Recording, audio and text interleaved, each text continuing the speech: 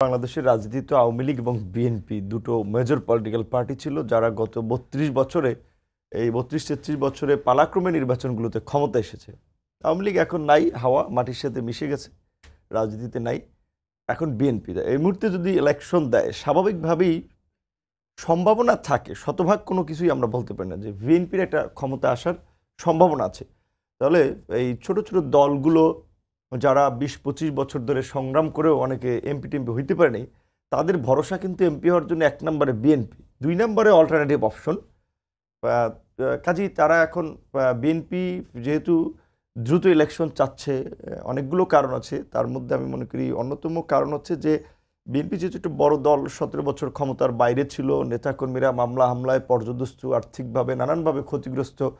কাজে এখন তাদের মধ্যে একটা প্রবণতা যে আমরা তো ক্ষমতায় চলে আসছি, ব্যবসা বাণিজ্য টেন্ডার মেন্ডার এগুলো সব আমাদের নিয়ন্ত্রণে থাকবে, যার ফলে কিছুটা নিয়ন্ত্রণহীন হয়ে যাচ্ছে। যার ফলে কিন্তু চেয়ারম্যান সাহেবকে একাধিকবার বলতে হচ্ছে যে আমার কিছু সহকর্মীরা মনে করছেন আমরা ক্ষমতায় চলে আসছি, আমরা ক্ষমতায় চলে আসিনি, এবং বারবার রিমাইন্ড করে দিচ্ছেন যে যদি অপকর্ম করেন তাহলে আপনারা জনগণের কাছে ভোট চাইতে যেতে পারবেন না, জনগণের মুখোমুখি হতে পারবেন না। তাহলে নিশ্চয়ই কিছুটা দলের নেতাকর্মীরা একটু বেপরোয়া যদি বলি বা অসহিষ্ণু বলি হয়ে উঠছে, সেটা কিছু ঘটনা আছে। আমরাও যদিও বিএনপির বন্ধুপ্রতিম সংগঠন হিসেবে একসাথে বিএনপি সহ আমরা আন্দোলন সংগ্রাম করেছিলাম, কিন্তু আমাদেরও কিছু নেতাকর্মী কার্যক্রমে দেখছি যে ইদানিং বিএনপি নেতাকর্মীরা মেনেই নিতে পারছেন না। ঠিক আওয়ামী লীগ আগে যেভাবে বলতে এখানে অমুক নেতা ছাড়া কোনো সংগঠন চলবে না, ব্যানার থাকবে না, পোস্টার থাকবে না, কিছু কিছু জায়গায় এই রকমের পরিস্থিতি আমরা যারা বিএনপির এলাই বলতে গেলে তারাই কিন্তু সম্মুখীন হচ্ছি।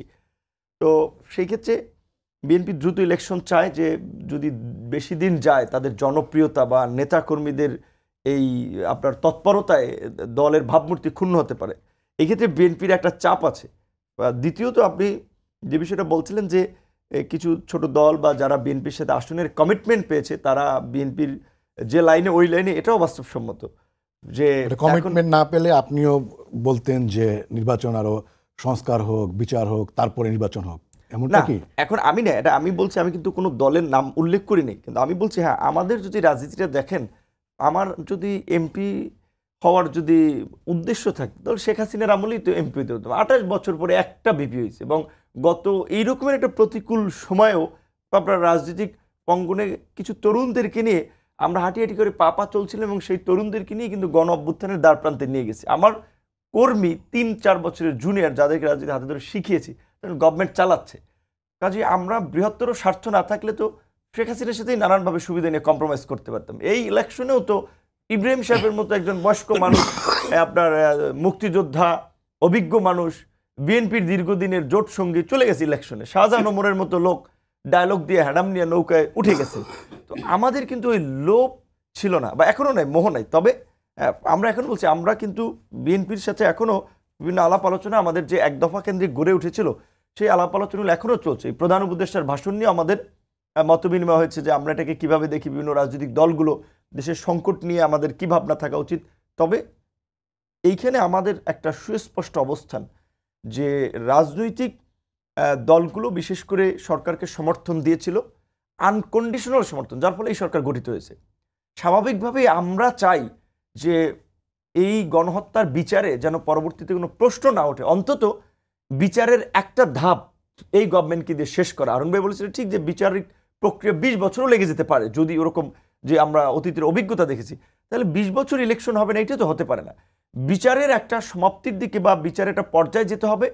এবং এই যে রাষ্ট্র সংস্কারের যে একটা গণ দাবি উঠেছে, যেটা এই গণ আন্দোলনেরও আগে ঘোষণাই ছিল যে ফাঁসিবাদী রাষ্ট্র কাঠামোর বিলোপ এবং নতুন রাজনৈতিক বন্দোবস্ত, সেই নতুন রাজনৈতিক বন্দোবস্তে না যাওয়া পর্যন্ত ইলেকশনে যাওয়া আমার মনে হয় ঠিক হবে না। এখন নির্বাচনের আগে আমাদের তো এই গণহত্যার সাথে যারা বিচার, এটি নিয়ে জোরালো আওয়াজ থাকা দরকার। কি হলে আপনারা মনে করবেন যে নতুন রাজনৈতিক বন্দোবস্ত হয়েছে?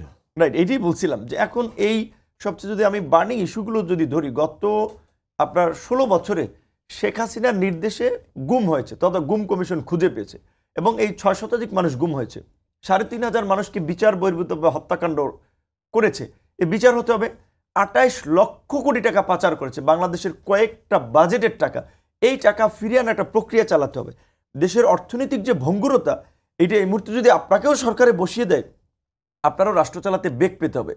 পাকিস্তানের যে পরিস্থিতিটা হয়েছিল, সেই ক্ষেত্রে একটা নেক্সটের ইলেকটেড গভর্নমেন্টের জন্য আমি মনে করি একটা হেলদি পরিবেশ দরকার। তার জন্য এই বেসিক কিছু সংস্কার, যেটা প্রধান উপদেষ্টা বলেছিল, আপনারা যদি শুধু নির্বাচন কেন্দ্রিক কিছু সংস্কার চান, আগামী বছরের শেষের দিকে একটা ইলেকশন করা যায়। আর যদি জন আকাঙ্ক্ষার একটা বিস্তৃত পরিসরের সংস্কার চান, সেক্ষেত্রে 26-এর মাঝামাঝির কথা ইঙ্গিত করেছেন। আমি এখানে নির্বাচনী রোডম্যাপ না হলেও আমাদের গণতান্ত্রিক যাত্রার জন্য একটা ধারণাপত্র বা নির্বাচন একটা ধারণাপত্র প্রধান উপদেষ্টা ছেড়ে দিয়েছেন। তিনি কিন্তু এর আগে বলেছিলেন যে এই যে 15টা কমিশন হয়েছে, এই কমিশনগুলোর প্রস্তাবনা, বিশেষ করে নির্বাচন কমিশন, সংবিধান, জনপ্রশাসন, কারণ এই প্রশাসন কিন্তু এটা আপনি রাতারাতি আপনার সবকিছু পরিবর্তন করতে পারবেন না। তাহলে এই প্রশাসনটা ঠিক করতেও তো আপনার অন্তত 1-1.5 বছর লাগবে।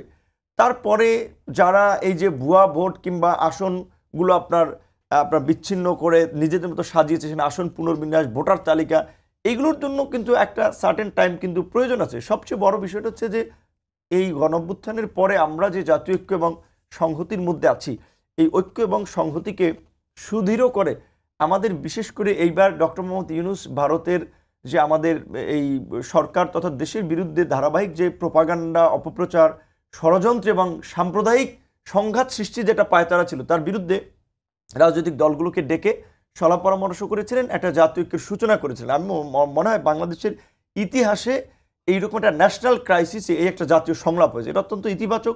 এই ধরনের আগামীর সমস্যাগুলোতেও আলাপ আলোচনা করে একটা সমাধানের পথে যেতে হবে। এখানে নির্বাচনের জন্য যদি খুব আমরা চাপাচাপি করি, তাড়াতাড়ি করি, সেটা আমাদের কারোর জন্যই ভালো হবে না। দ্রুত একটা ইলেকশন হয়ে গেলে আমি বলছি আপনি দায়িত্ব পেলে আপনিও খুব ভালোভাবে দেশ চালাতে কিন্তু পারবেন না। আর বিশেষ করে প্রফেসর ইউনূসের মতো একজন ব্যক্তি, এটা একটা অ্যাসেট আমাদের জন্য উনি।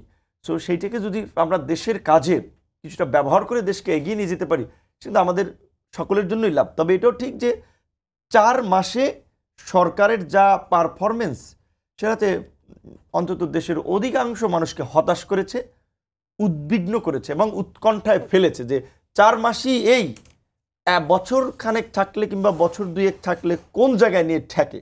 তবে এটাও ঠিক, আমার এই রকমের একটা অস্থির সময়, এইরকম একটা অগোছালো অস্থির পরিস্থিতিতে 4 মাসও কিন্তু পর্যাপ্ত সময় না একটা সরকারকে মূল্যায়ন করার জন্য। একটু সময় তো লাগবে তাদের গুছিয়ে উঠতে, বোঝার জন্য।